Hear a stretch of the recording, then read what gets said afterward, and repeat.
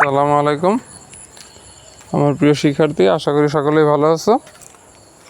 আজকে আমি তোমাদের কিছু ট্রান্সলেশন শেখাবো। যে ট্রান্সলেশন শিখতে গেলে বলতে পারো যে রুলস লাগবে কি না, এই সেই। আমরা যে সময় বাংলায় কথা বলি তখন কিন্তু আমরা কোনো নিয়ম কানুন মানি না, কারণ ছোটোবেলা থেকে শুনতে শুনতে আমরা বলতে বলতে অভ্যস্ত। তো ইংলিশের বিষয়টা হচ্ছে যে তুমি কিছু জায়গায় গ্রামার চিন্তা করার দরকার নাই, তুমি হচ্ছে গিয়ে শুনতে শুনতে অ্যাপ্লাই করতে করতে এটা শেখা যাবে। ওই যে বলে না যে গাইতে গাইতে গায়ন আর কচু গাছ কাটতে কাটতে ডাকাত হয়। তো দেখো, প্রথমে আছে গুড আফটারনুন। গুড আফটারনুন মানে হচ্ছে শুভ অপরাহ্ন, মানে অপরাহ্ন বলতে আসলে দুপুরের পরেই বোঝায়। মাফ করবেন, এক্সকিউজ মি। এক্সকিউজ মি শব্দটা দেখবে বেশিরভাগ সময় মুভিতে বা ইংলিশ মুভি বা ইংলিশ সিরিয়ালে ইউজ করে। মানে ওরা কোনো অপরিচিত লোককে কথোপকথনের শুরুতেই বা কিছু জানতে চাইলে বলে excuse me. I am good, thank you. আমি ভালো আছি, ধন্যবাদ। I am good, thank you এটা এভাবে বলা যায়। আই অ্যাম ওয়েল, আমি ভালো আছি, থ্যাংক ইউ তোমাকে ধন্যবাদ। তো ওরা হচ্ছে গিয়ে অনেক সময় থ্যাঙ্কস বলে, তোমাকে ধন্যবাদ তা একই জিনিস।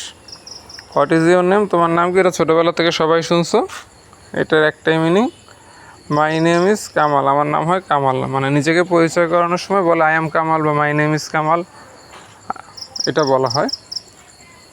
হোয়ার আর ইউ ফ্রম, তুমি কোথা থেকে আসছো বা তোমার দেশের বাড়ি কোথায়, এই একই প্রশ্ন দিয়ে বলা যায় হোয়ার আর ইউ ফ্রম, তুমি কোত্থেকে আসছো বা তোমার দেশের বাড়ি কোথায়। আই অ্যাম ফ্রম বাংলাদেশ, আমি বাংলাদেশ থেকে আসছি। বা আমি যদি পরিচয় দিই যে আমি বরিশালের লোক, I am from Barishal, I am from Rajshahi, I am from Patuakhali. আর এখানে একটা প্রশ্ন আছে যে হাউ ওল্ড ইউ আর, তোমার বয়স কত। এটা হচ্ছে কি একটা কমন কোয়েশ্চেন, ভাইভাতে জিজ্ঞাসা করা হয়। তো তোমার বয়স কত, হাউ ওল্ড ইউ আর, তোমার বয়স কত।